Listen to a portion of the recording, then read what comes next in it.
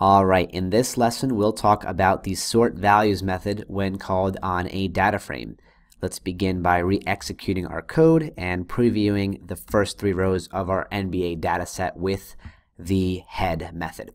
So as you may recall, whenever we have a series, all we had to do was call sort values on it and it would automatically be sorted. And that's because a series is just a one-dimensional column of data, and Pandas knows that you expect it to sort that series. Now, sorting a data frame is a little bit more complex because Pandas has no clue what column you're referring to whenever you call the sort values method on a data frame. So if I do nba.sortValues and I add my parentheses for every method, let's take a look at the parameters. You can see that the very first parameter that's listed is by, and that's where Pandas is expecting a string, in this case, of the column that we want to sort by. So if we do something like name, it's going to sort the rows and use the values in the name column to do so. So you can see that now the names that are alphabetical, so that starts with A, are going to show up first, and all of the other row values are going to come up with them. So it's going to sort the entire data frame, but it's only going to do it by the values in the name column. And predictably, just like when we call the sort values method on a series, the sort values method on a data frame also has an ascending parameter. It's set to true by default, which means alphabetical on a series of strings. But we can also set it equal to false, and that's going to sort the name column in reverse alphabetical order and sort the rest of the data frame along with it. Let's try out a couple more examples. Let's say we want to sort by a column of, in this case, floating points. Let's say the age column.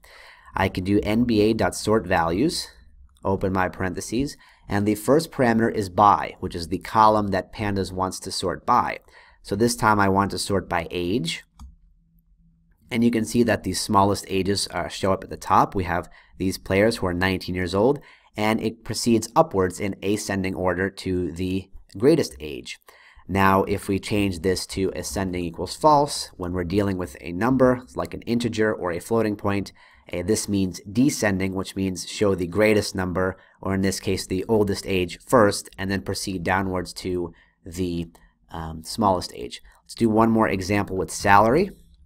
If we do nba.sortValues and we just sort by salary, we're going to get the lowest salaries at the beginning and the greatest salaries at the end. If we want to take a look at, let's say, the top earning NBA players, we can change the ascending parameter to false instead of its default argument of true.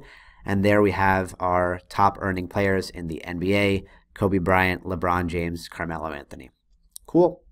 And as with the regular sort values method, this operation is not actually modifying the original data frame until we actually add that in place equals true argument. And only at that point, if I preview NBA immediately afterwards, you can see that now we've sorted it by salary and overwritten the original NBA data frame. Now, to conclude this lesson, I just wanted to emphasize one point that I didn't mention. You may recall that a lot of these columns have null values, those NaN values, and in the last lessons we talked about how to fill those in. But in case we don't fill them in, as we didn't in this lesson, you may be wondering where those Na values will be placed in a sort operation. And the answer is, by default, they're going to be placed at the very end. So if I do NBA and I do .sortValues and I do something like the salary column, what we can see is if I do the tail method here, you can see that it's showing us all of these null values, and that's because it's going to sort in ascending order, which means the smallest salaries show up first. Then it's going to proceed all the way to the highest salary, and only then is it going to store all of the null rows, or the values, or rather the rows with the null values in the salary column. Those are going to be placed at the very end here, and that's due to an argument here, or a parameter called NA position, and you can see it's set by default to last.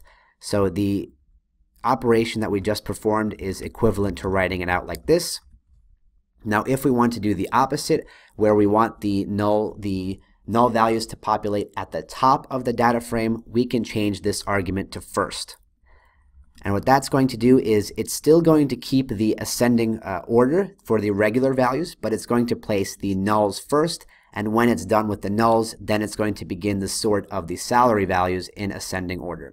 And we can mix and match, by the way. If we want first to have our null values at the very top, and then we want to sort the salary in descending order, so start at the greatest salary and proceed downwards to the smallest salary, something like this will work. So you can see at the very top we have all of our null values in the salary column, and then if I go take a look at my last 5 rows with the tail method, there we have our smallest salary. So it's starting at the greatest salary after all those null values and then proceeding downwards to the smallest salary. So that is the sort values method when called upon a data frame, and in the next lesson we'll take a look at how to sort a data frame by using multiple columns to sort.